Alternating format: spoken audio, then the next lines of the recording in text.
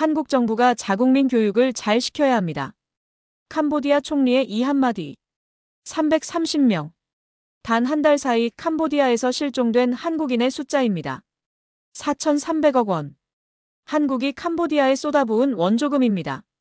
가해자가 피해자 탓을 하고 있었죠. 캄보디아는 그렇게 건너면 안 될 강을 건넜습니다. 합동 대응팀 파견. 투자금 전면 철수. 액션만으로도 캄보디아가 흔들렸어요.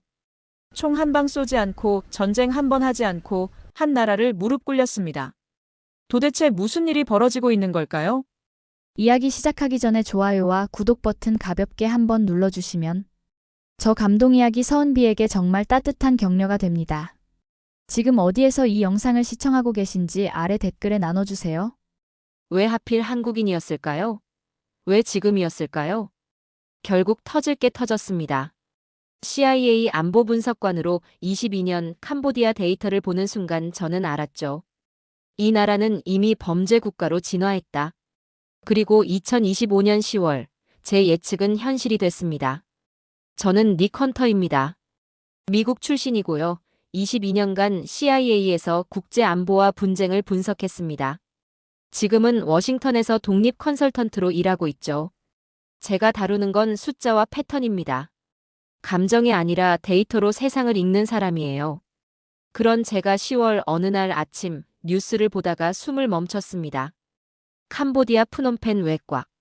트럭 한 대가 경찰에 적발됐습니다. 문이 열렸을 때 그 안에 있던 건 화물이 아니었습니다. 검은 봉투에 쌓인 사람의 몸이었죠. 한국인이었습니다.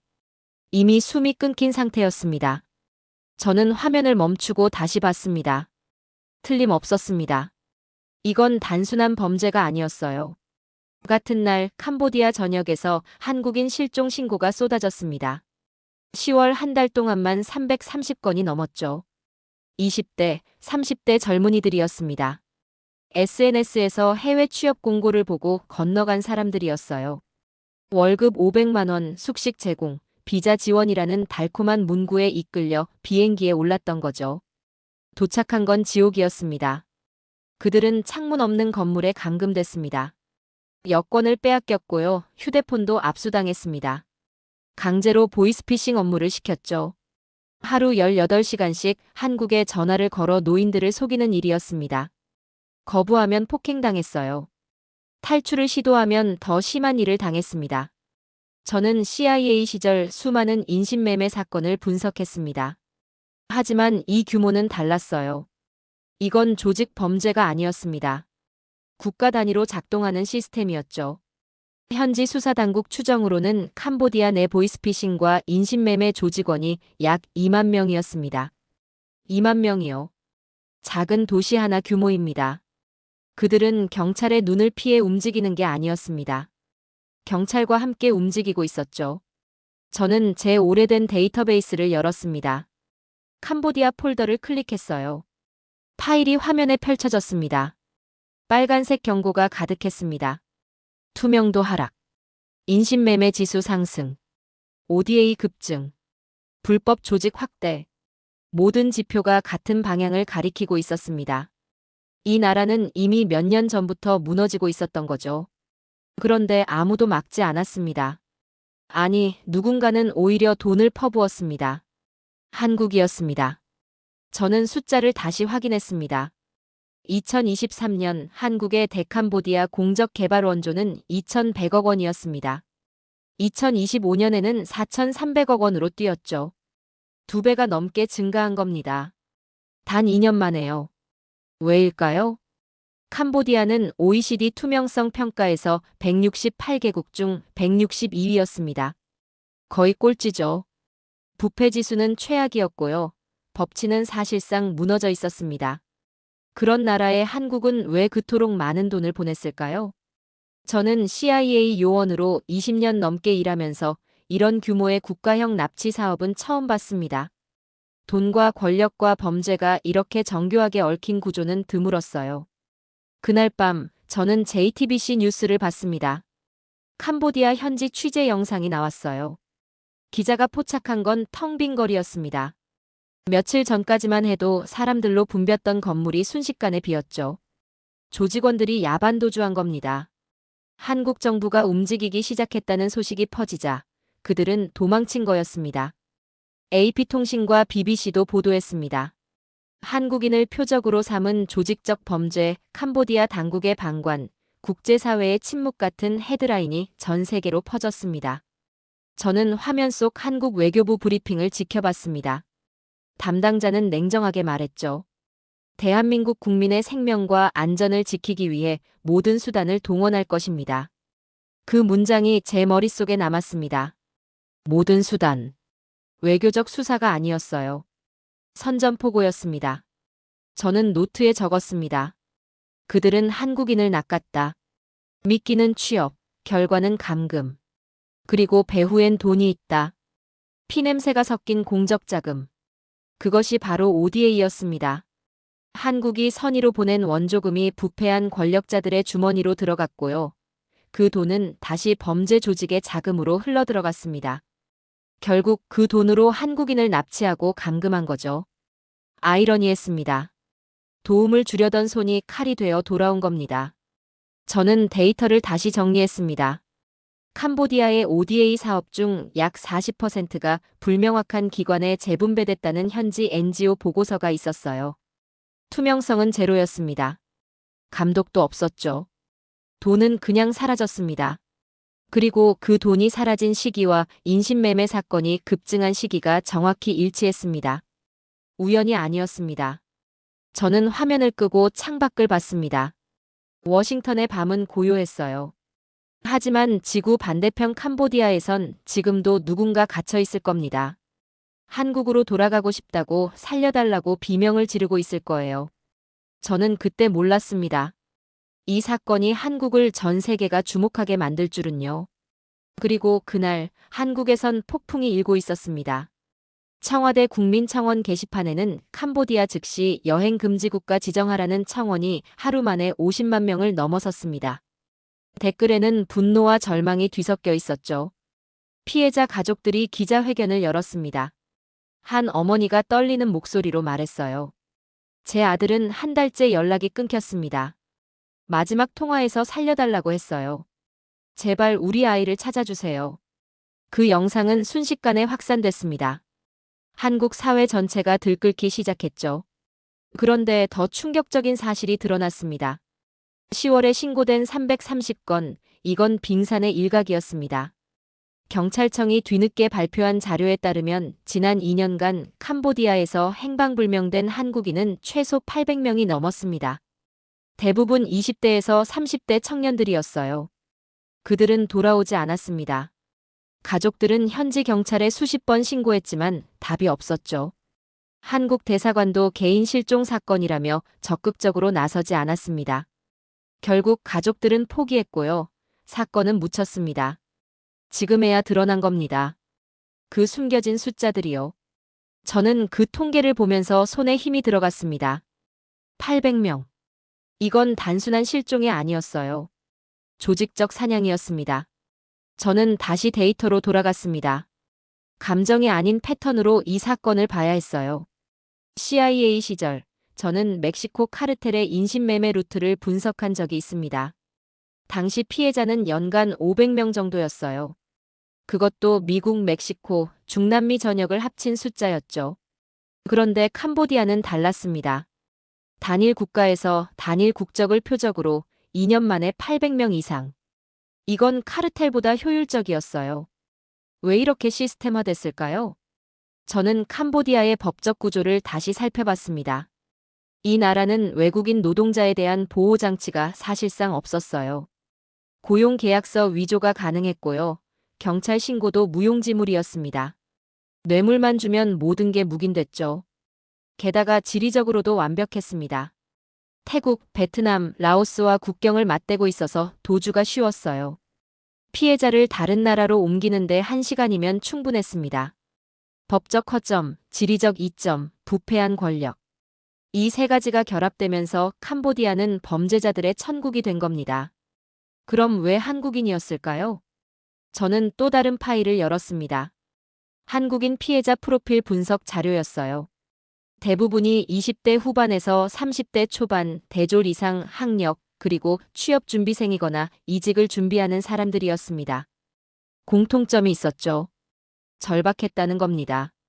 한국 청년 실업률은 여전히 높았어요. SNS에 떠도는 해외 고수익 일자리 광고는 그들에게 희망처럼 보였을 겁니다. 경력 무관, 한국어 가능자 우대, 월 500만 원. 이런 문구에 넘어가는 건 어쩌면 당연했죠. 그리고 한국인은 조직 입장에서도 최적의 타깃이었습니다. 한국어는 특수 언어라 통역 없이 한국 시장만 공략할 수 있었어요. 보이스피싱의 완벽한 조건이었죠.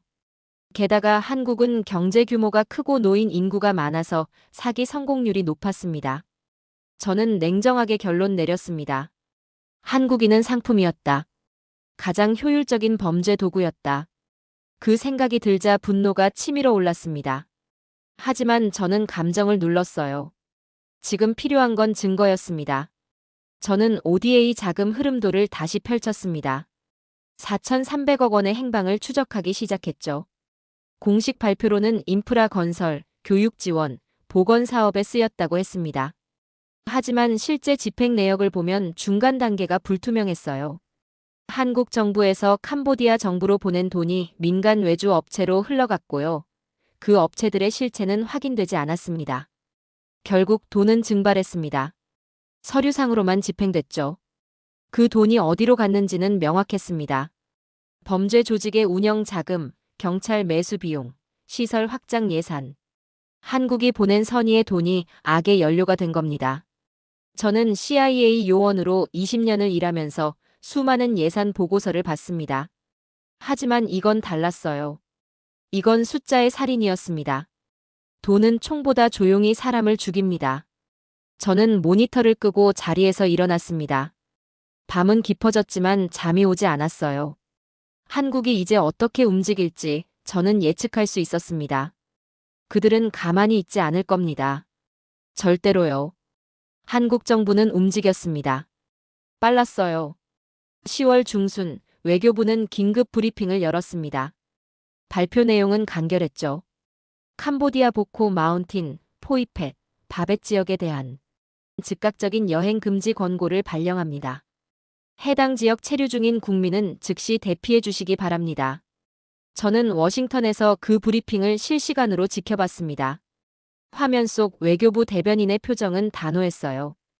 이건 권고가 아니었습니다. 경고였죠. 한국 정부가 특정 지역을 여행 금지로 지정하는 건 극히 드문 일입니다. 그만큼 상황이 심각하다는 뜻이에요. 저는 CIA 시절 여러 나라의 위기 대응을 분석했지만 이 속도는 이례적이었습니다. 사건 발생 후 단 72시간 만이었죠. 한국 언론은 일제히 보도했습니다. 정부 캄보디아 일부 지역 여행 금지, 국민 안전 최우선 조치, 즉각 대피 권고 발령 같은 헤드라인이 쏟아졌어요. 국내 여론은 폭발적으로 반응했습니다. 한국 갤럽 긴급 조사 결과 응답자의 86%가 즉각적 대응이 필요하다고 답했죠. 국민들은 정부가 더 강하게 나서길 원했습니다. 저는 그 수치를 보면서 고개를 끄덕였어요. 한국 사회는 지금 하나로 뭉쳐 있었습니다. 이건 단순한 여론이 아니었어요. 집단적 분노였죠. 그런데 문제는 그 다음이었습니다. 캄보디아 정부의 반응이 나왔습니다. 캄보디아 외교부 대변인이 공식 브리핑을 열었어요. 그의 첫마디는 믿을 수 없었습니다. 한국 정부의 여행 금지 조치는 과도합니다. 캄보디아는 안전한 나라입니다. 다만 한국인들이 스스로 교육을 잘 받고 조심했어야 합니다. 저는 화면을 멈추고 다시 들었습니다. 제대로 들은 게 맞나 싶었거든요. 스스로 교육을 잘 받아야 한다. 피해자를 탓하는 발언이었습니다. 800명이 넘는 한국인이 실종되고 시신이 트럭에서 발견되고 지금도 창고에 갇혀 있는 상황에서요. 그들은 피해자에게 책임을 돌렸습니다. 저는 순간 숨이 막혔습니다. CIA 요원으로 20년 넘게 일하면서 수많은 외교적 실언을 봤지만 이건 차원이 달랐어요. 이건 실언이 아니었습니다. 도발이었죠. 그 한 문장이 모든 것을 바꿔놓았습니다. 한국 언론은 즉각 보도했습니다. 캄보디아 피해자 책임론 제기, 한국인에게 교육 운운, 외교적 결례 넘어 모욕 같은 제목이 포털 메인을 뒤덮었어요. SNS는 순식간에 불타올랐습니다. 한국 네티즌들의 댓글은 분노로 가득했죠. 우리 국민이 죽어가는데 교육 타령? 이게 나라냐? 당장 단교해야 한다. 캄보디아는 끝났다. 두고 보자. 저는 그 반응들을 하나씩 읽어내려갔습니다. 이건 단순한 감정 분출이 아니었어요. 집단적 배신감이었습니다. 한국은 캄보디아에 4,300억 원을 지원했습니다. 도로를 깔아줬고요. 학교를 지어줬으며 병원을 세웠죠. 그런데 돌아온 건 오만이었습니다. 그들이 감히 피해자에게 교육을 말한 겁니다. 한국 정부는 침묵했습니다. 이틀 동안 아무 말도 하지 않았어요. 저는 그 침묵이 불안했습니다. 아니, 사실은 예감했죠. 이건 포기의 침묵이 아니었습니다. 준비의 침묵이었어요. 그리고 사흘째 되던 날, 청와대 국가안전보장회의가 긴급 소집됐습니다. 대통령, 외교부 장관, 국방부 장관, 국정원장이 한자리에 모였죠. 회의는 4시간 동안 이어졌습니다. 회의 직후 대통령실 대변인이 발표했습니다. 대한민국 정부는 국민의 생명과 안전을 지키기 위해 모든 수단을 동원할 것입니다. 외교적 해결을 최우선으로 하되 필요하다면 추가 조치도 검토하겠습니다. 모든 수단, 추가 조치. 저는 그 단어들의 무게를 알았습니다.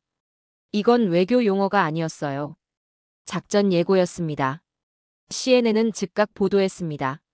한국 정부 강경 대응 시사, 외교적 압박 넘어 실질적 조치 예고, 동남아 외교 지형 변화 시작 같은 분석 기사가 나왔죠. 저는 화면을 보면서 중얼거렸습니다. 이제 외교는 끝났다. 작전이 시작된다. 한국의 응답은 빠르고 명확했습니다. 다음 날 외교부는 주캄보디아 한국 대사를 소환했습니다. 동시에 주한 캄보디아 대사를 외교부로 불렀죠. 이건 정식 항의였습니다. 외교부 장관은 캄보디아 대사 앞에서 단호하게 말했습니다. 귀국 정부의 발언은 외교적 결례를 넘어 대한민국 국민에 대한 모욕입니다. 즉각적인 사과와 재발 방지 대책을 요구합니다. 캄보디아 대사는 말을 잃었습니다. 그는 변명을 시도했지만 외교부 장관은 단호했어요. 우리는 더 이상 말로 시간을 낭비하지 않을 것입니다. 회담은 15분 만에 끝났습니다. 캄보디아 대사는 창백한 얼굴로 외교부를 나섰죠. 저는 그 장면을 보면서 느꼈습니다. 한국은 분노하지 않았습니다. 대신 결심했죠. 이건 감정이 아니라 선언이었습니다. 그날 밤 저는 과거 데이터를 다시 열었습니다. 한국의 외교 대응 패턴을 분석하기 시작했어요. 한국은 역사적으로 외교에서 신중한 나라였습니다. 강대국 사이에서 균형을 잡아야 했고요. 분쟁보다는 협력을 우선했죠. 하지만 이번은 달랐어요. 국민의 생명이 걸린 순간 한국은 모든 걸 걸었습니다. 저는 2007년 아프가니스탄 인질 사건을 떠올렸습니다. 당시 한국은 탈레반과 직접 협상했죠. 국제사회의 비난을 감수하면서도 인질을 구출했습니다. 2011년 리비아 내전 때도 그랬어요. 한국은 자국민 200명을 철수시키기 위해 공군 수송기를 직접 투입했습니다. 위험 지역이었지만 주저하지 않았죠. 패턴이 보였습니다. 한국은 자국민 보호 앞에서는 절대 물러서지 않는 나라였습니다. 그리고 이번에도 마찬가지일 거였어요. 저는 노트에 적었습니다. 그들의 분노는 정치가 아니라 생존의 본능이었다. 한국은 지금 싸우고 있는 게 아니었습니다. 지키고 있었던 거죠. 국민을요. 존엄을요. 그리고 그들이 믿는 정의를요. 며칠 후 국제 언론이 움직이기 시작했습니다. BBC는 한국의 침묵이 끝났다. 이제 대응이 시작된다는 제목의 기사를 냈습니다. 로이터는 캄보디아 한국 외교 갈등, 동남아 지형 변화 예고라고 분석했죠. 알자지라는 더 직설적이었습니다. 한국 정부 국민보호위의 강경 노선 전환. 캄보디아는 잘못된 상대를 건드렸다. 세계는 지금 한국을 주목하고 있었습니다. 어떻게 움직일지, 어디까지 갈지 지켜보고 있었죠. 저 역시 마찬가지였습니다. 저는 화면 속 한국 외교부 브리핑을 다시 봤습니다. 대변인의 눈빛이 달라져 있었어요. 더 이상 외교적 수사가 아니었습니다. 결이었죠. 그들의 침묵은 끝났고 역사가 움직이기 시작했습니다. 캄보디아는 건너면 안 되는 강을 건넜습니다. 한국 국민의 생명을 모욕한 순간 그들은 되돌릴 수 없는 선을 넘은 겁니다. 이제 한국은 말이 아닌 행동으로 대답할 거였습니다. 저는 다음 날 무슨 일이 벌어질지 예측할 수 있었습니다. 한국 정부는 이미 움직이고 있었어요. 외교부뿐 아니라 경찰청, 국정원, 모든 기관이 하나로 움직이고 있었습니다. 세계는 아직 몰랐습니다. 한국이 얼마나 빠르게, 얼마나 정밀하게 움직이는 나라인지요. 하지만 저는 알고 있었습니다. 곧 모든 게 드러날 거였습니다. 예고는 현실이 됐습니다. 한국 정부는 합동 대응팀을 캄보디아로 파견한다고 발표했습니다. 외교부 6명, 경찰청 3명, 국정원 2명으로 구성된 11명의 팀이었죠. 추가로 현지 협력 인력 20명이 지원에 투입됐습니다. 저는 그 발표를 듣는 순간 시계를 확인했습니다. 캄보디아 대사가 모욕적 발언을 한 지 정확히 48시간이었어요. 이틀입니다. 단 이틀 만에 한국은 팀을 구성하고 승인을 받고 현지로 출발시킨 겁니다. 저는 워싱턴에서 수많은 위기 대응을 지켜봤습니다. 국제 평균 대응 시간과 비교하면 한국은 3.5배 빠른 거였어요. 믿기 어려운 속도였죠. 이건 협상이 아니었습니다. 실행이었어요. CNN은 즉시 헤드라인을 뽑았습니다. 한국 48시간 만에 대응팀 파견, 외교와 정보와 수사의 통합 대응, 전례 없는 신속성 같은 분석에 쏟아졌죠. 저는 화면 속 인천공항 출국장을 지켜봤습니다. 합동 대응팀은 어떤 인터뷰도 하지 않았어요. 카메라를 피하지도 않았지만 말도 하지 않았습니다. 그들의 표정은 단호했죠. 움직임이 정밀했습니다. 마치 리허설을 수백 번 한 것처럼요. 합동 대응팀이 푸놈펜에 도착한 건 그날 밤이었습니다. 현지 언론이 공항 도착 장면을 촬영했어요. 한국 대사관 차량 6대가 대기하고 있었고요. 경호 인력이 사방을 둘러쌌습니다. 일반적인 외교 방문과는 달랐어요. 현지 방송은 실시간으로 보도했습니다. 한국 특별팀 도착, 강경 대응 시작, 캄보디아 당국 긴장 같은 자막이 나왔죠. 저는 그 장면을 보면서 직감했습니다. 한국은 협력하러 온 게 아니었어요. 찾아내러 온 거였습니다. 다음 날부터 본격적인 작전이 시작됐습니다. 합동 대응팀은 현지 경찰과 공동 수사에 들어갔습니다. 외교부는 캄보디아 외교부와 협상했고요. 경찰청은 범죄 조직 추적에 나섰으며 국정원은 정보 수집을 담당했죠. 그리고 사흘 만에 첫 성과가 나왔습니다. 푸놈펜 외곽 창고에서 한국인 피해자 5명이 구출됐습니다. 그들은 석 달째 감금돼 있었어요. 여권도 빼앗기고 폭행당하면서 보이스피싱 업무를 강요받았죠. 구출 당시 영상이 공개됐습니다. 피해자들은 울고 있었어요. 한국 경찰관이 그들을 부축하며 말했습니다. 그 장면이 한국 뉴스에 나가자 전국이 들끓었습니다. 댓글은 감동과 자부심으로 가득했죠. 곧 추가로 9명이 더 구출됐습니다. 총 14명이었어요. 그들은 모두 한국으로 송환됐습니다. 한국 언론은 연일 보도했습니다. 국민들은 환호했어요. 하지만 저는 다른 걸 보고 있었습니다. 구출 작전의 속도가 이상했습니다. 어떻게 사흘 만에 감금 장소를 찾아낼 수 있었을까요? 현지 경찰도 몇 달째 못 찾던 곳을요. 혹시 한국은 이미 알고 있었던 건 아닐까요?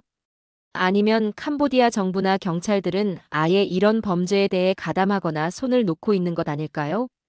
저는 의심이 들기 시작했습니다. 한국 정부는 아마 합동 대응팀을 보내기 전에 이미 정보를 수집하고 있었을 겁니다. 위성 데이터, 통신 감청, 현지 정보원 접촉, 모든 걸 준비한 상태에서 팀을 파견한 겁니다. 48시간 대응이라고 하지만 실제로는 훨씬 오래전부터 준비하고 있었던 거였죠. 이건 즉흥이 아니었습니다. 계획이었어요. 저는 노트에 적었습니다. 그들은 분노했지만 감정적으로 움직이지 않았다. 이미 모든 걸 계산하고 있었다. 그날 밤 저는 제 데이터베이스를 다시 열었습니다. 2,100억에서 4,300억으로요. 그리고 납치 사건 증가와의 상관관계도 확인했죠. 하지만 그건 빙산의 일각이었습니다. 이번엔 더 깊이 파고들었어요. 자금의 구체적 흐름을 추적하기 시작했습니다. 한국 정부에서 캄보디아 정부로 보낸 4,300억 원. 공식적으로는 인프라, 교육, 보건 사업에 쓰였다고 했어요. 하지만 실제 집행 내역을 보니 이상한 점이 보였습니다. 1단계 한국 정부는 캄보디아 재무부의 ODA로 4,300억을 지원했습니다. 분명 개발도상국을 위한 좋은 목적이었죠. 2단계 캄보디아 재무부에서 정부 산하개발청으로 3,800억을 분배했죠. 3단계 개발청이 민간 외주 업체에 1,700억을 보냈습니다. 여기서부터 추적이 끊겼습니다. 민간 외주 업체들의 명단을 확인했어요. 20개가 넘는 회사였습니다. 하지만 그 회사들의 실체는 확인되지 않았죠. 등록 주소는 있었습니다. 푸놈펜 시내 빌딩들이었어요. 하지만 현지 NGO가 직접 방문해보니 사무실은 비어 있었습니다. 직원도 없었고요. 간판조차 없었어요. 유령 회사들이었죠. 1,700억 원이 유령 회사로 들어간 뒤 사라진 겁니다. 저는 그 회사들의 대표자 명단을 확인했습니다. 놀랍게도 대부분이 캄보디아 정부 고위 관료의 친인척이었어요. 장관의 조카, 차관의 사촌, 국회의원의 아들. 부패의 고리가 선명하게 보였습니다. 저는 더 파고들었습니다. 그 1,700억은 어디로 갔을까요? 현지 수사당국 보고서를 입수했습니다. 비공식 자료였지만 신뢰할 만했어요. 거기에는 충격적인 내용이 담겨 있었습니다. 캄보디아 내 보이스피싱 조직은 최근 2년간 급격히 시설을 확장했다. 푸놈펜 외곽에만 대형 건물 12개 동이 새로 지어졌으며 각 건물마다 100명 이상 수용 가능한 구조다. 건축비 추정 총액은 약 800억 원. 800억 원. 누가 그 돈을 댔을까요? 범죄 조직이 스스로 모았을까요? 아니었습니다. 누군가 투자한 겁니다. 저는 건축 허가 서류를 추적했습니다. 건물 소유주는 민간 개발 회사였어요. 그 회사의 대주주가 누구냐면 바로 ODA 자금을 받은 유령 회사 중 하나였습니다. 고리가 연결됐습니다. ODA 자금이 유령 회사로 들어가고 부동산 개발이 이루어지고 그곳에서 범죄 조직 시설이 꾸려졌습니다. 시작이 어떻든 한국이 보낸 원조금이 범죄 조직의 인프라를 만드는 데 쓰인 겁니다. 저는 손에 힘이 들어갔습니다. 도움을 주려던 돈이 결국 감옥을 지었다. 국정원도 ODA 자금의 이상 징후를 포착했을 겁니다. 집행 경로가 불투명하다는 것, 유령 회사가 개입돼 있다는 것, 그 돈이 범죄 조직으로 흘러간다는 것. 한국 정부는 알고 있었어요. 다만 증거를 모으고 있었던 겁니다. 그리고 납치 사건이 폭발하자 한국은 움직였습니다. 구출과 동시에 수사를 시작한 거죠. 이건 단순한 인도주의적 대응이 아니었습니다. 전략이었어요. 저는 감탄했습니다. 그들은 사람을 구하면서 동시에 시스템을 해체하고 있었다. 며칠 후 한국 외교부는 추가 발표를 했습니다. 캄보디아 내 범죄 조직 적발을 위해 국제공조 수사를 확대합니다. 인터폴과 협력하여 주요 용의자 검거에 나서겠습니다. 인터폴까지 동원한 겁니다. 이제 이건 양국 문제가 아니었어요. 국제 사건이 됐죠.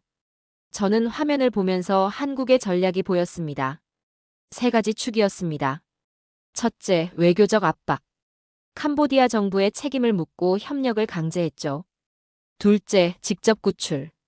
합동 대응팀을 보내 피해자를 직접 찾아냈어요. 셋째, 시스템 개혁. ODA 구조의 부패를 밝혀내고 국제사회에 고발하고 있었습니다. 이 3가지가 동시에 작동하고 있었어요. 안보 분석관으로 수십 년을 일하면서 저는 이런 통합 대응은 본 적이 없었습니다. 한 나라가 외교와 정보와 수사를 이렇게 정밀하게 결합시키는 건 극히 드문 일이에요. 한국은 하고 있었습니다. 그것도 완벽하게요. 저는 노트 마지막 페이지에 적었습니다. 이건 복수가 아니다. 정화다. 한국은 자신이 뿌린 돈의 행방을 끝까지 추적하고 있다. 그리고 그 고리를 끊으려 한다. 한국은 멈추지 않을 거였습니다. 진실이 완전히 드러날 때까지, 모든 피해자가 돌아올 때까지, 그리고 부패한 시스템이 무너질 때까지. 세계는 지금 한국을 보고 있었습니다. 어떻게 위기를 관리하는지, 어떻게 책임을 지는지, 어떻게 정의를 실현하는지. 그리고 저 역시 마찬가지였습니다. 이건 역사였습니다. 이번엔 캄보디아가 움직이기 시작했습니다. 캄보디아 관광청은 이상한 영상을 하나 공개했어요. 푸놈펜에 거주하는 한국인들이 등장하는 인터뷰 영상이었습니다. 캄보디아는 정말 살기 좋은 곳이에요. 뉴스는 너무 과장됐어요. 여기 안전합니다. 저희는 아무 문제 없이 잘 지내고 있어요. 저는 그 영상을 보는 순간 냉소가 나왔습니다. 위기에 처한 정권이 가장 먼저 하는 일은 거짓된 평화를 연출하는 겁니다. 한국 정부의 압박이 거세지자 캄보디아는 국가 이미지 회복에 나선 거였어요. 현지 거주 한국인들을 동원해서 우린 안전하다는 메시지를 퍼뜨린 거죠. 하지만 저는 알고 있었습니다. 그 영상 속 사람들이 자발적으로 나온 게 아니라는 걸요. 캄보디아 정부는 현지 한국인 커뮤니티에 압력을 넣었을 겁니다. 비자 문제를 언급했을 수도 있고요. 사업 허가를 건드렸을 수도 있으며 단순히 회유했을 수도 있죠. 어쨌든 그들은 카메라 앞에 섰습니다. 그리고 대본을 읽었어요. 영상은 SNS를 통해 빠르게 퍼졌습니다. 캄보디아 정부 계정이 공유했고요. 친정부 매체들이 대대적으로 보도했습니다. 한국 언론의 과장 보도, 실제 거주자들은 안전하다고 증언, 외교 갈등 불필요 같은 제목이었죠. 심지어 일부 한국 온라인 커뮤니티에도 퍼졌습니다. 댓글에는 의견이 갈렸어요. 진짜 안전한 거 아닐까? 뉴스가 너무 자극적으로 보도한 것 같은데. 거주자들이 직접 말하는데 뭘 더 믿어. 여론이 혼란스러워지기 시작했습니다. 저는 그 반응들을 보며 걱정했어요. 이게 바로 정보전입니다.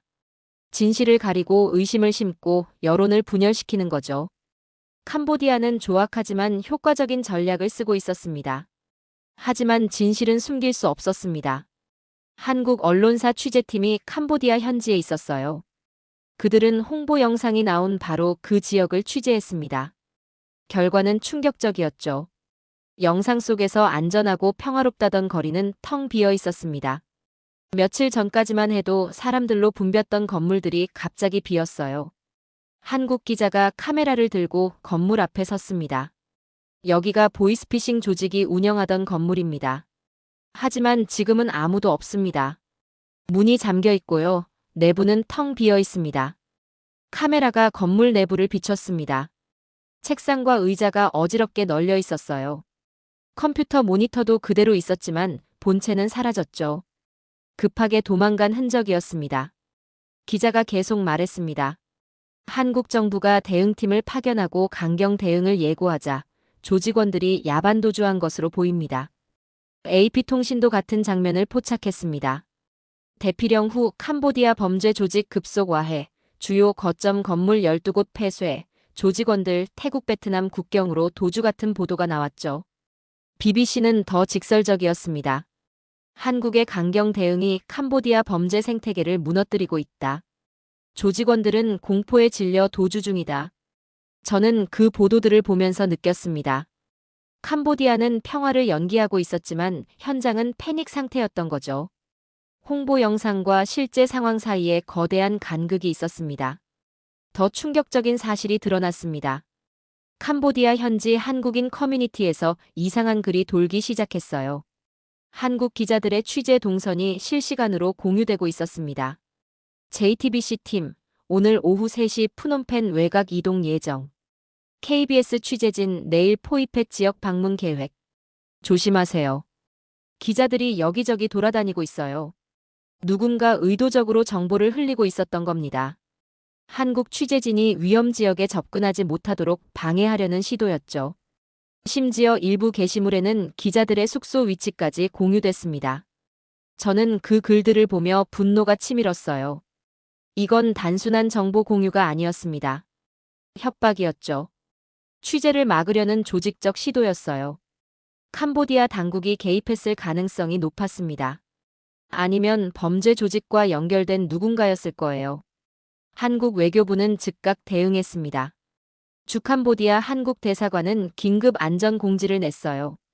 캄보디아 체류 중인 한국 국민은 각별히 주의해 주시기 바랍니다. 의심스러운 접근이나 미행이 있을 경우 즉시 대사관에 연락하시기 바랍니다. 동시에 한국 기자들에게는 경호 인력이 배치됐습니다. 대사관 직원과 현지 경찰이 동행했죠. 하지만 현지 경찰도 신뢰할 수 없었습니다. JTBC 기자가 인터뷰에서 말했습니다. 저희가 취재하려고 하면 현지 경찰이 막습니다. 여기는 위험하다, 허가 없이 촬영할 수 없다면서요. 하지만 범죄 조직은 아무 제지 없이 움직이고 있었어요. 현지 경찰은 한국 기자를 막았지만 범죄 조직은 보호했습니다. 저는 노트에 적었습니다. 캄보디아는 더 이상 주권 국가가 아니다. 범죄의 하수인이 되었다. 상황은 악화일로였습니다. 한국 정부는 더 강경한 입장을 발표했습니다. 캄보디아 당국이 한국 국민과 취재진의 안전을 보장하지 못한다면 추가 조치를 검토하겠습니다. 추가 조치. 이게 뭘 의미하는지는 명확했어요. 경제 제재였습니다. 한국은 캄보디아의 주요 투자국 중 하나였어요. 한국 기업 70여 곳이 현지에서 사업을 하고 있었고요. 매년 수십만 명의 한국 관광객이 캄보디아를 방문했습니다. 그 모든 게 멈출 수 있다는 경고였죠. CNN은 즉시 보도했습니다.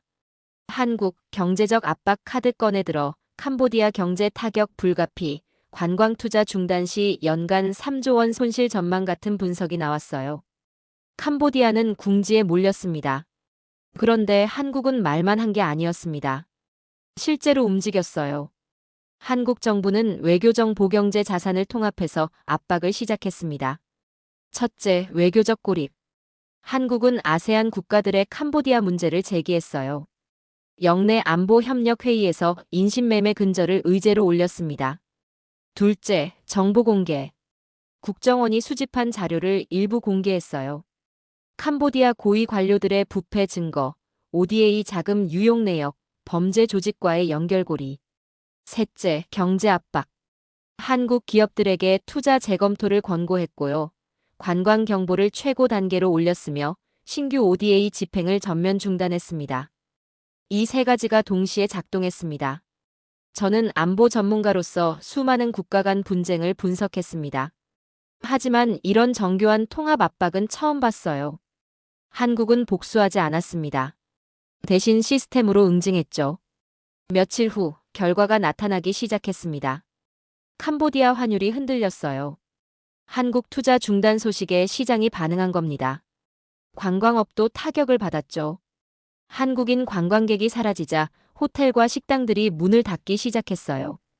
국제신용평가 기관도 움직였습니다. 캄보디아 투명성 리스크로 신용등급 하향 검토, 외국인 투자 급감 우려, 경제 성장률 전망 하향 조정 같은 보고서가 나왔습니다. 캄보디아는 스스로 무너지고 있었습니다. 저는 화면을 보며 중얼거렸습니다. 그들은 연극을 했고 한국은 현실로 대답했다. BBC와 알자지라는 한국의 대응을 분석하는 특집 방송을 내보냈습니다. 한국의 위기 대응 모델, 새로운 국제표준 제시, 복수가 아닌 정의, 감정이 아닌 시스템, 외교와 경제와 정보의 완벽한 조화 같은 평가였죠. 저는 그 방송을 보면서 고개를 끄덕였습니다. 한국은 싸우지 않았습니다. 대신 기준을 세웠어요. 이건 힘의 과시가 아니었습니다. 정의의 실현이었죠. 복수가 아니라 표준. 그게 한국식 정의였습니다. 세계는 지금 한국을 배우고 있었습니다. 어떻게 위기를 관리하는지, 어떻게 책임을 지는지, 어떻게 정의를 구현하는지. 그리고 저 역시 마찬가지였습니다. 오늘 이후 외교의 기준은 한국이 만들고 있었습니다. 저는 캄보디아 사태를 지켜보면서 과거를 떠올렸습니다. 이런 일이 한국만의 문제일까요? 아니었습니다. 전 세계적으로 ODA는 수십 년간 부패의 온상이었어요. CIA 시절, 저는 아프리카와 중남미의 원조 사업을 분석한 적이 있습니다. 결론은 참담했죠. 원조금의 상당 부분이 부패한 권력자들의 손에서 증발했어요. 세계은행 보고서에 따르면 개발도상국에 지원된 ODA 중 약 30%가 의도된 목적에 사용되지 않았습니다. 30%요. 수백억 달러가 사라진 겁니다. 유럽 국가들도 마찬가지였습니다. 프랑스는 아프리카 식민지 국가들에 막대한 원조를 보냈지만 그 돈의 행방은 불투명했어요.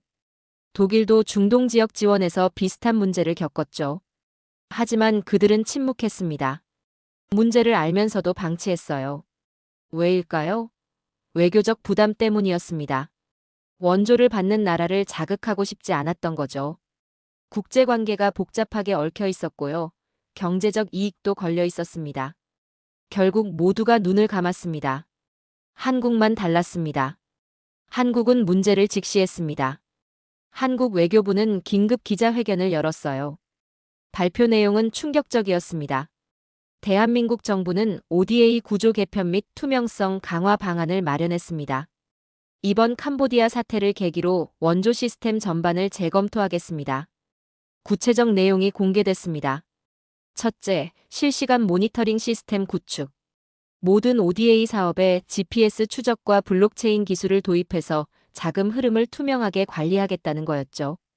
둘째, 현장 검증 강화. 서류만 확인하는 게 아니라 직접 현장에 가서 사업 진행 상황을 점검하겠다고 했어요. 셋째, 위험 국가 지원 재검토. 투명성 지수가 일정 수준 이하인 국가에 대해서는 지원 방식을 전면 재설계하겠다고 발표했습니다. 넷째, 국제 협력 네트워크 구축. OECD, 세계은행, 유엔과 협력해서 글로벌 ODA 투명성 기준을 만들겠다고 했죠. 저는 그 발표를 들으면서 감탄했습니다. 한국은 단순히 캄보디아 문제를 해결하는 게 아니었어요. 전체 시스템을 바꾸려 하고 있었습니다. 국제사회가 반응했습니다. OECD 개발원조위원회는 한국의 개혁안을 환영한다는 성명을 냈어요. 한국의 ODA 투명성 강화 방안은 국제사회가 오랫동안 필요로 했던 변화입니다. 다른 회원국들도 이를 참고하기 바랍니다. 세계은행 총재도 논평을 발표했습니다. 한국은 책임 있는 원조 공여국의 모범을 보이고 있습니다. 자금을 주는 것만큼 중요한 건 그 돈이 제대로 쓰이는지 확인하는 것입니다. 유엔 인권이사회는 한 발 더 나갔습니다. 한국의 대응을 국제협력 모범 사례로 지정합니다. 원조와 인권이 어떻게 연결되는지 보여준 중요한 사례입니다. 저는 이 반응들을 보면서 놀랐습니다. 단 몇 주 만에 한국은 국제 표준을 만들고 있었던 거죠. 하지만 저는 의문이 들었습니다. 왜 한국만 이렇게 할 수 있었을까요? 다른 나라들은 왜 못했을까요? 저는 분석을 시작했습니다. 첫 번째 이유는 규모였습니다. 한국의 ODA는 선진국 중에서는 중간 수준이에요. 미국이나 유럽처럼 수백억 달러를 쏟아붓지 않습니다.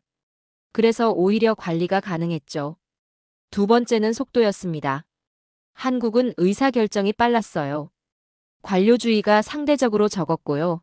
위기 상황에서 신속하게 움직일 수 있는 시스템이 있었습니다. 세 번째는 기술이었습니다. 한국은 IT 강국이죠. 블록체인, GPS, 실시간 데이터 분석 같은 기술을 즉각 활용할 수 있었어요. 네 번째는 의지였습니다. 이게 가장 중요했어요. 한국 정부는 국민의 생명을 지키기 위해서라면 외교적 부담도 감수했습니다. 경제적 손실도 받아들였죠. 다른 나라들은 이 네 가지 중 하나 이상이 부족했습니다. 한국만 모두 갖추고 있었어요. 저는 한국의 역사를 떠올렸습니다. 이 나라는 70년 전만 해도 세계 최빈국 중 하나였어요. 한국 전쟁 이후 폐허에서 시작했습니다. 그때 한국은 원조를 받는 나라였죠. 미국, 유럽, 유엔에서 식량과 물자를 보냈습니다. 그 도움으로 한국은 살아남았어요. 그런데 지금은 반대가 됐습니다. 한국이 원조를 주는 나라가 된 거죠. 하지만 한국은 잊지 않았습니다. 자신이 받았던 도움의 의미를요. 그래서 한국은 원조를 다르게 봤어요. 단순히 돈을 주는 게 아니었습니다. 책임이었죠. 저는 노트에 적었습니다. 한국은 원조를 받았던 나라다. 그래서 원조의 무게를 안다. 돈이 아니라 생명이라는 걸, 숫자가 아니라 미래라는 걸. 한국의 개혁안은 구체적으로 작동하기 시작했습니다. 외교부는 ODA 전담 모니터링 팀을 신설했어요.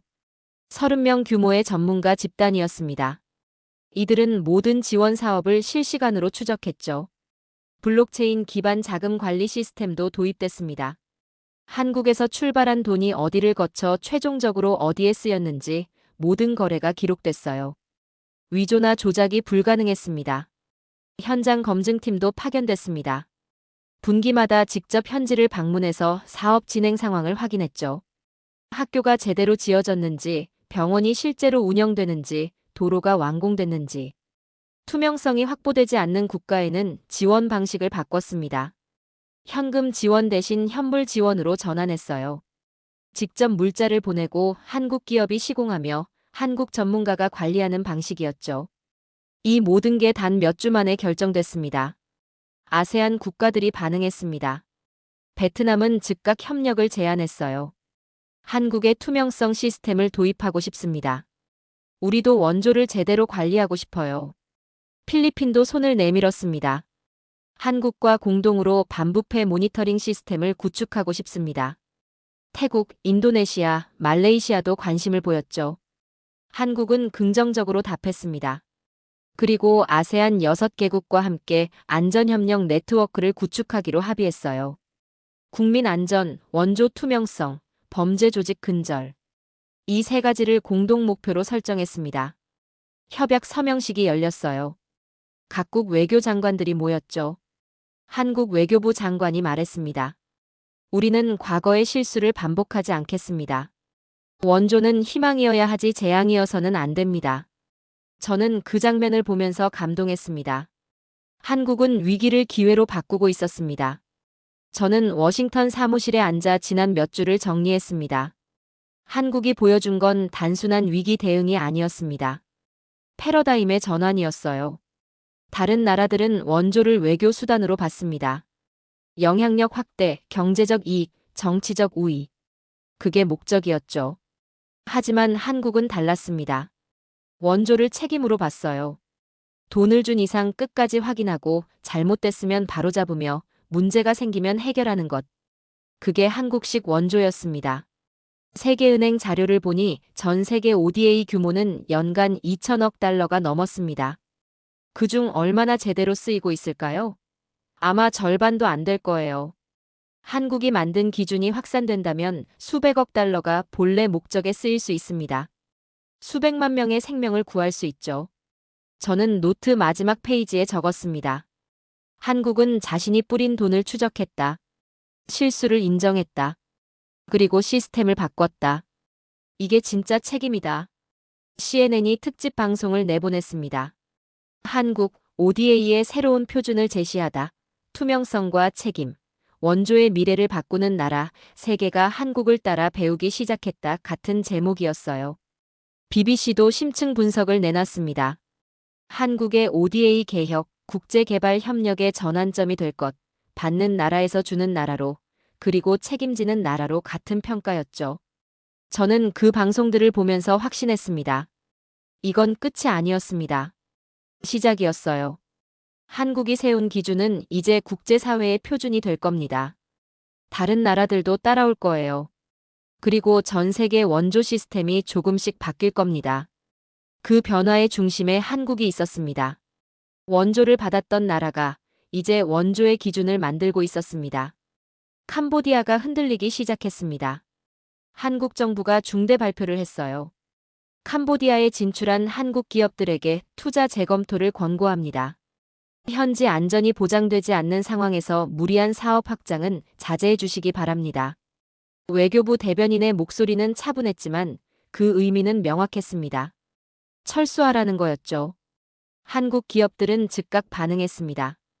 푸놈펜 경제특구의 공장을 운영하던 의류업체, 제조업체, 건설업체 모두가 진행 중이던 투자를 보류하거나 타국으로 이전 물색을 시작한 겁니다. 인력 철수는 물론 신규 투자는 전면 보류됐어요. 이건 단순한 기업 결정이 아니었어요. 한국 자본의 대탈출 신호였죠. 캄보디아 언론이 곧장 공포에 질렸습니다. 한국 기업 대거 철수 예고, 경제 위기 현실화 우려, 일자리 수만 개 증발 위기 같은 제목이 매일 일면을 장식했어요. 현지 경제 전문지가 긴급 분석 기사를 냈습니다. 한국은 캄보디아 외국인 직접 투자의 18%를 차지합니다. 세 번째로 큰 투자국이죠. 한국 자본이 빠져나가면 연간 약 2조 원의 경제 손실이 예상됩니다. 푸놈펜 경제연구소가 보고서를 발표했어요. 한국 투자 중단 시 경제 전망이라는 제목이었습니다. 내용은 충격적이었죠. 한국 기업 70% 이상 철수한다면 캄보디아 GDP 성장률 최대 3.2% 하락 가능, 실업률 급증. 보고서는 경고했습니다. 한국 자본이 빠져나가면 연쇄 반응이 일어날 것입니다. 다른 나라 기업들도 불안해할 거예요. 투자 환경 악화로 판단하고 철수를 검토할 겁니다. 저는 그 보고서를 읽으면서 고개를 끄덕였습니다. 정확한 분석이었어요. 관광업 전망도 암울했습니다. 캄보디아 관광청이 내부 보고서를 작성했어요. 일부가 언론에 유출됐습니다. 한국인 관광객은 연간 50만 명 이상, 전체 관광객의 약 20%를 차지합니다. 그들이 쓰는 돈은 연간 약 8천억 원입니다. 보고서는 계속됐습니다. 한국 정부의 여행 금지 권고가 유지될 경우 올해 관광 수입은 전년 대비 48% 감소할 전망입니다. 앙코르와트 지역 호텔의 60%가 적자로 전환될 것이며 관광 관련 종사자 약 3만 명이 일자리를 잃을 것입니다. 시엠립 호텔협회 회장이 긴급 성명을 냈어요. 이미 한국인 예약 취소가 90%를 넘어섰습니다. 11월 예약은 거의 전멸 상태입니다. 이대로 가면 우리 업계는 버틸 수 없어요. 푸놈펜 한국 식당가 상인회도 탄원서를 제출했습니다.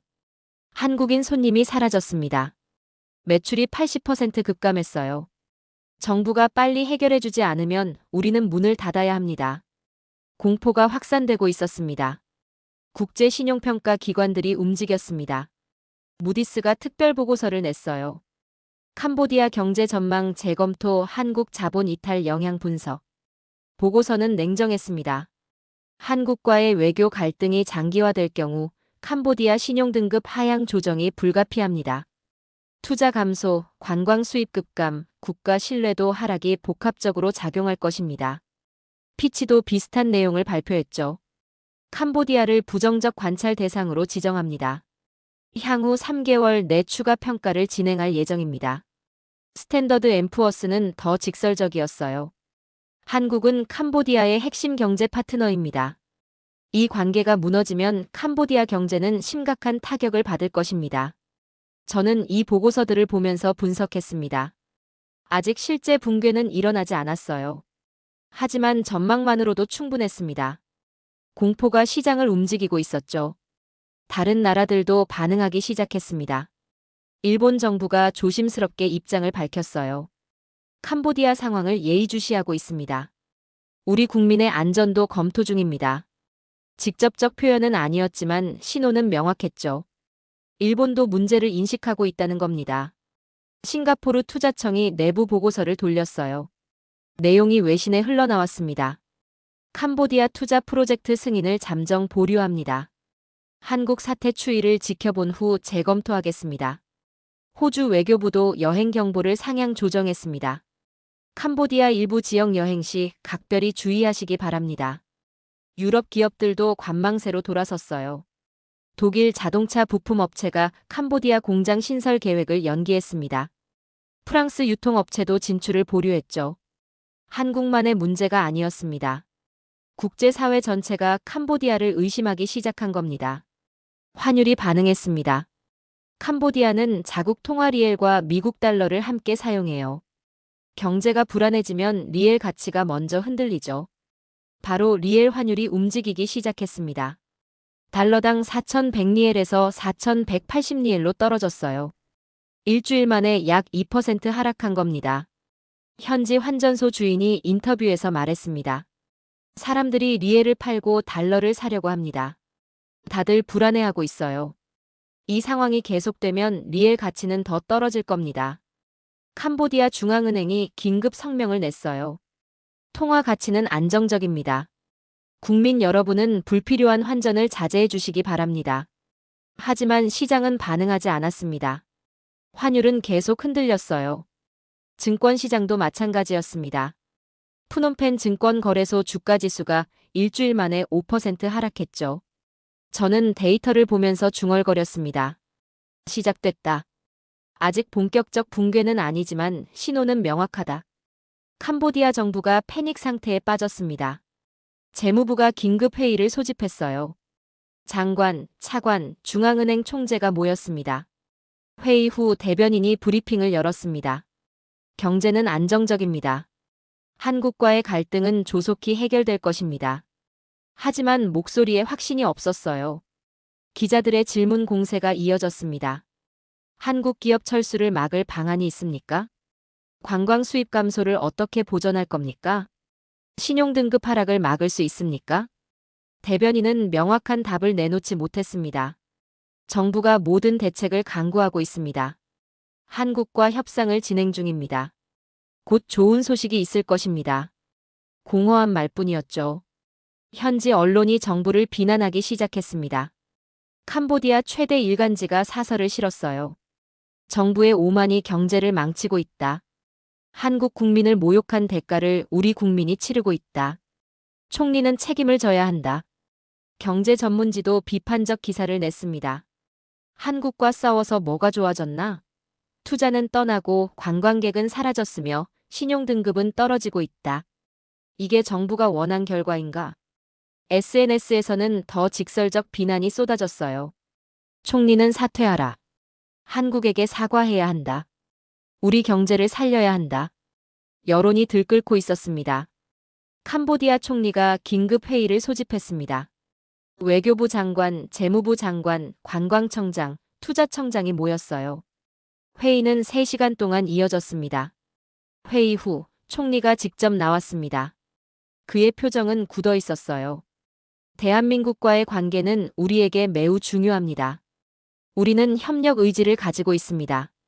목소리가 달라져 있었습니다. 몇 주 전에 오만함은 사라졌어요. 일부 오해가 있었던 것 같습니다. 우리는 한국 국민의 안전을 최우선으로 생각합니다. 이건 사과였습니다. 명확한 사과는 아니었지만 굴복의 신호였죠. 저는 그 장면을 보면서 냉정하게 분석했습니다. 이건 사과가 아니다. 공포다. 그들의 생존이 한국의 결정에 달려 있다. 하지만 한국은 반응하지 않았습니다. 외교부 대변인이 정례 브리핑에서 짧게 논평했어요. 캄보디아 정부의 입장을 주목하고 있습니다. 하지만 우리는 말이 아닌 행동을 보고 판단하겠습니다. 메시지는 명확했습니다. 아직 끝나지 않았다는 거죠. CNN이 분석 기사를 냈습니다. 한국, 압박 수위 유지, 캄보디아 굴복 신호에도 냉정 대응, 실질적 변화 나올 때까지 기다릴 것 같은 제목이었어요. 로이터도 비슷한 분석을 내놨죠. 한국은 단기 성과에 만족하지 않는다. 시스템 전체가 바뀔 때까지 압박을 멈추지 않을 것이다. 저는 그 보도들을 보면서 고개를 끄덕였습니다. 한국은 조급하지 않았어요. 감정적으로 반응하지도 않았습니다. 냉정하게 목표를 향해 가고 있었죠. 세계은행도 비슷한 전망을 내놨습니다. 캄보디아 경제의 가장 큰 리스크는 외국인 투자 감소입니다. 특히 한국 자본 이탈이 현실화되면 회복에 최소 3년이 걸릴 것입니다. 아시아개발은행도 경고했어요. 캄보디아는 지금 중대한 기로에 서 있습니다. 신속하게 문제를 해결하지 못하면 장기 침체에 빠질 수 있습니다. 국제기구들의 전망이 하나같이 부정적이었습니다. 저는 이 보고서들을 정리하면서 생각했습니다. 아직 실제 붕괴는 일어나지 않았어요. 기업들은 철수를 발표했지만 실행은 시작 단계였고요. 환율은 흔들렸지만 폭락하지는 않았으며 경제는 불안했지만 마비되지는 않았습니다. 하지만 공포는 충분했습니다. 전망만으로도 캄보디아는 흔들리고 있었어요. 한국은 복수하지 않았습니다. 단지 철수를 발표했을 뿐이에요. 그것만으로 충분했습니다. 시장이 반응했고요. 국제기구가 경고했으며 캄보디아는 공포에 빠졌습니다. 이게 21세기 전쟁이었습니다. 총알 없는 압박, 피 없는 응징. 세계는 지금 이 과정을 지켜보고 있었습니다. 한국이 어떻게 정의를 실현하는지, 어떻게 냉정하게 압박하는지. 그리고 저 역시 마찬가지였습니다. 사건은 끝나지 않았습니다. 구출 작전은 여전히 진행 중이었고요. 수사도 계속되고 있었습니다. 하지만 세계는 이미 알아챘습니다. 무언가 다르다는 걸요. 저는 워싱턴 사무실에 앉아 지금까지의 과정을 정리했습니다. 한국이 보여준 건 단순한 위기 대응이 아니었어요. 새로운 기준이었습니다. 한국 정부는 여전히 움직이고 있었습니다. 피해자 구출은 계속됐어요. 현재도 계속 송환되고 있고요. 추가 피해자들의 위치도 파악 중이었습니다. 범죄 조직 수사도 진행됐죠. 한국 경찰과 국정원이 캄보디아 당국과 협력해서 조직원 검거에 나섰습니다. 주요 용의자 몇 명이 체포됐어요. 하지만 이건 시작일 뿐이었습니다. 한국 외교부가 내부 회의를 반복하고 있다는 소식이 들렸어요. ODA 구조 개편을 논의 중이라고 했습니다. 아직 발표는 없었지만 준비하고 있다는 건 명확했어요. 저는 그 움직임을 주목했습니다. 한국은 단순히 사람을 구하는 데서 멈추지 않을 거였어요. 시스템 자체를 바꾸려 하고 있었죠. 국제사회도 변화를 감지했습니다. OECD 개발원조위원회가 비공식 회의를 열었다는 소문이 돌았어요. 의제는 ODA 투명성 강화 방안이었다고 합니다. 한국의 사례가 논의됐을 거예요. 어떻게 자금을 관리해야 하는지, 어떻게 부패를 막을 수 있는지. 세계은행도 움직이고 있었습니다. 내부 보고서에서 한국의 대응을 벤치마킹할 필요가 있다는 문구가 포함됐다고 들었어요. UN 인권이사회도 주목하고 있었습니다. 한국의 사례를 모범 사례로 지정하는 방안을 검토 중이라고 했죠. 아직 공식 발표는 없었습니다. 하지만 물밑에서는 변화가 시작되고 있었어요. 저는 한국이 만들고 있는 것이 무엇인지 생각했습니다. 이건 단순한 외교 승리가 아니었어요. 패러다임의 전환이었습니다. 지금까지 국제 원조는 주는 나라의 선의에 의존했습니다. 돈을 보내면 잘 쓰겠지 하고 믿었죠. 확인은 형식적이었고요. 책임 추궁도 약했습니다. 결과적으로 수많은 원조금이 부패의 온상이 됐어요. 하지만 한국은 달랐습니다. 자신이 보낸 돈의 행방을 끝까지 추적했어요. 문제를 발견하면 방치하지 않았고요. 시스템을 바꾸려 했습니다. 이게 새로운 기준이었습니다. 원조는 주고 끝이 아니라 확인하고 책임지는 것. 저는 노트에 적었습니다. 한국은 원조의 정의를 다시 쓰고 있다. 캄보디아에서도 변화가 감지됐습니다. 캄보디아 정부는 여전히 수사에 협조하고 있었어요. 범죄 조직 소탕에 나섰고요. 한국과의 공동작전에 적극적이었습니다. 하지만 이미 신뢰를 잃었죠. 정부에선 움직이고 있지만 정작 현장에선 대응과 협조가 더디다는 의견도 많았습니다. 하지만 그건 공포 때문이었습니다. 한국의 경제 압박이 현실화되자 그들은 달라졌어요. 반면 캄보디아 내부에선 다른 목소리가 나오기 시작했습니다. 현지 NGO들이 투명성 개선을 요구했어요. 시민단체도 정부에 압력을 넣었죠. 언론도 비판적 보도를 이어갔습니다. 캄보디아 국민들도 깨닫기 시작했어요. 부패가 자신들의 미래를 망치고 있다는 걸요. 변화는 느렸지만 시작됐습니다.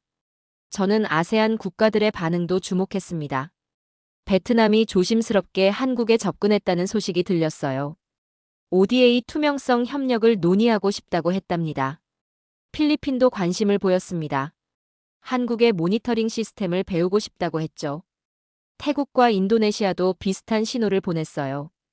아직 공식적인 건 아니었습니다. 하지만 물밑 접촉은 시작됐어요. 한국이 만든 기준이 퍼져나가고 있었습니다. 한국 외교부 대변인이 정례 브리핑에서 말했습니다. 우리는 이번 사태를 계기로 원조 시스템 전반을 재검토하고 있습니다. 구체적 방안은 준비가 완료되는 대로 발표하겠습니다. 아직 발표는 아니었습니다. 하지만 신호는 명확했어요. 한국은 멈추지 않을 거였습니다. 저는 그 브리핑을 보면서 확신했습니다. 한국은 지금 역사를 쓰고 있었어요. 아직 끝나지 않았지만 이미 결과는 보이고 있었습니다. 저는 마지막 문장을 적었습니다. 사건은 끝나지 않았다. 수사는 진행 중이고 개혁은 준비 중이며 피해자들은 여전히 돌아오고 있다. 하지만 한국은 이미 승리했다. 복수가 아닌 기준으로, 힘이 아닌 정의로, 감정이 아닌 원칙으로 싸웠기 때문이다. 한국이 세운 기준은 사라지지 않을 거였습니다. 이 사건이 끝나도 그 기준은 남을 거예요. 다른 나라들이 참고할 거고요. 국제사회가 배울 겁니다. 한국은 원조를 받았던 나라였습니다. 70년 전 폐허에서 시작했죠. 그런 나라가 이제 원조의 기준을 만들고 있었습니다. 세계는 지켜보고 있었습니다. 그리고 배우기 시작했어요. 저 역시 마찬가지였습니다. 세계가 한국을 보고 있었습니다. 외신 기자들이 서울로 몰려들었어요. 50개국 이상의 언론사가 특파원을 보냈습니다. 그들은 매일 외교부 브리핑에 참석했고요. 거리에서 시민들을 인터뷰했으며 한국의 대응을 분석했습니다. BBC가 특집 방송을 편성했습니다. 한국의 위기 대응, 새로운 모델인가라는 제목이었어요. 국제관계 전문가들이 출연했습니다. 옥스퍼드 대학 교수가 말했죠. 한국의 대응은 교과서적입니다. 감정적으로 반응하지 않았고요. 체계적으로 움직였으며 투명하게 공개했습니다. 이런 사례는 드물어요. 런던 정경대 교수도 논평했습니다. 한국은 힘이 아닌 원칙으로 싸우고 있습니다. 21세기 외교의 새로운 모델이죠. 저는 그 방송을 보면서 고개를 끄덕였습니다. 세계가 한국의 방식에 주목하고 있었던 거죠. CNN도 연일 보도했습니다. 서울 특파원이 매일 리포트를 보냈어요. 여기는 서울입니다. 한국 외교부는 매일 브리핑을 열고 있습니다. 캄보디아 사태에 대한 모든 정보를 투명하게 공개하고 있죠. 카메라가 브리핑룸을 비췄습니다. 수십 명의 외신 기자들이 앉아 있었어요. 한국 외교부 대변인이 단상에 섰습니다. 어제 추가로 3명의 피해자를 구출했습니다. 현재까지 총 50여 명이 안전하게 송환됐습니다. 로이터 기자가 질문했습니다. 구출 작전은 언제까지 계속됩니까? 대변인이 답했어요. 모든 피해자가 돌아올 때까지입니다. 단 한 명도 포기하지 않겠습니다. AFP 기자가 또 물었습니다. 캄보디아 정부와의 협력은 어떻습니까? 대변인이 냉정하게 답했죠. 협력하고 있습니다. 하지만 우리는 말이 아닌 결과로 판단합니다. 저는 그 장면을 보면서 감탄했습니다. 한국은 숨기지 않았어요. 모든 걸 보여주고 있었습니다. NHK가 특집 프로그램을 만들었습니다. 한국의 국민 보호 시스템, 우리가 배워야 할 점이라는 제목이었죠. 일본 외교 전문가가 출연했습니다. 일본은 해외 인질 사건이 발생하면 정보를 통제합니다. 보안을 이유로 국민에게 알리지 않죠. 하지만 한국은 다릅니다. 모든 정보를 공개하면서도 작전은 성공적입니다. 진행자가 물었어요. 그게 어떻게 가능합니까? 전문가가 답했습니다. 신뢰입니다.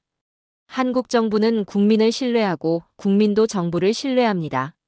그래서 투명해도 혼란이 없는 거예요. 저는 그 말에 동의했습니다.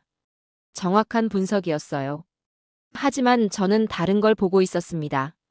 진짜 주목해야 할 건 한국이 아니었어요. 캄보디아였습니다. 캄보디아는 지금 선택의 기로에 서 있었습니다. 한국의 경제 압박이 현실화되면서 캄보디아는 매일 흔들리고 있었어요. 투자는 빠져나가고 있었고요. 관광객은 사라졌으며 환율은 불안했고 신용등급은 하락 위기였습니다. 내부에서도 목소리가 나오기 시작했어요. 언론은 정부를 비판했고요. 시민들은 거리로 나왔으며 경제계는 불안해했습니다. 캄보디아 정부는 이제 결정해야 했습니다. 계속 버틸 것인가? 아니면 굴복할 것인가? 형식적으로 사과하고 넘어갈 것인가? 아니면 진짜 시스템을 바꿀 것인가? 전 세계가 지켜보고 있었습니다. CNN이 분석 기사를 냈어요. 이제 공은 캄보디아에 넘어갔다. 그들이 어떻게 반응하느냐가 이 사태의 결말을 결정할 것이다. BBC도 비슷한 논조였습니다. 한국은 이미 자신의 역할을 했다. 이제 캄보디아가 답할 차례다. 로이터는 더 직설적이었어요. 캄보디아 정부는 중대한 기로에 서 있다. 진짜 개혁을 할 것인가 아니면 형식적 조치로 넘어갈 것인가. 국제사회가 주목하고 있다. 저는 그 보도들을 보면서 고개를 끄덕였습니다. 맞는 말이었어요. 캄보디아는 지금 시험대에 올라 있었습니다. 수십 년간 쌓인 부패 구조를 정말 바꿀 수 있을까요? 범죄 조직과 결탁한 권력자들을 처벌할 수 있을까요? ODA 자금을 투명하게 관리하는 시스템을 구축할 수 있을까요? 외국인 노동자를 보호하는 법을 제대로 만들 수 있을까요? 아무도 몰랐습니다. 캄보디아 스스로도 모를 거예요. 하지만 한 가지는 확실했습니다. 이제 선택을 미룰 수 없다는 거죠. 저는 푸놈펜 현지 보도를 주목했습니다. 캄보디아 언론이 매일 긴급 뉴스를 쏟아냈어요. 한국 자본 이탈 가속화, 관광업 붕괴 위기, 환율 불안 지속, 국제 신용 등급 하락 경고 같은 제목이었죠. 거리에서는 시위가 이어졌습니다. 정부는 책임져라. 한국과의 관계를 회복하라. 우리 경제를 살려라. 캄보디아 총리는 연일 긴급 회의를 열었어요. 하지만 명확한 해법은 나오지 않았습니다. 시간은 흐르고 있었고요. 압박은 계속되고 있었으며 선택은 다가오고 있었습니다. 저는 워싱턴 사무실 창밖을 바라봤습니다. 이건 한국의 시험이 아니었습니다. 캄보디아의 시험이었어요. 한국은 이미 자신의 원칙을 보여줬습니다. 국민을 지키고 투명하게 공개하며 끝까지 책임지는 것. 이제 캄보디아가 답할 차례였습니다. 과연 그들은 변할 수 있을까요? 부패한 시스템을 정말 바꿀 수 있을까요? 국제사회의 신뢰를 다시 얻을 수 있을까요? 저는 노트에 마지막 문장을 적었습니다. 세계는 지금 캄보디아를 보고 있다. 한국이 아니라 캄보디아를. 그들이 어떤 선택을 하느냐가 이 사태의 진짜 결말을 결정할 것이다. 답은 아직 나오지 않았습니다. 하지만 질문은 명확했어요. 캄보디아는 변할 것인가? 그 답을 세계가 기다리고 있었습니다. 지금 이 순간에도 캄보디아에서는 수사가 진행되고 있습니다. 피해자들이 돌아오고 있으며 한국 정부는 멈추지 않고 움직이고 있습니다. 하지만 한 가지는 분명합니다. 대한민국은 국민을 포기하지 않는 나라입니다. 위기 앞에서 숨지 않고 투명하게 맞서며 끝까지 책임지는 나라죠. 세계가 한국을 주목하고 있습니다. 어떻게 정의를 실현하는지, 어떻게 원칙을 지키는지, 어떻게 국민을 지키는지. 원조를 받던 나라에서 기준을 만드는 나라가 된 오늘의 이야기를 함께 해주셔서 감사합니다.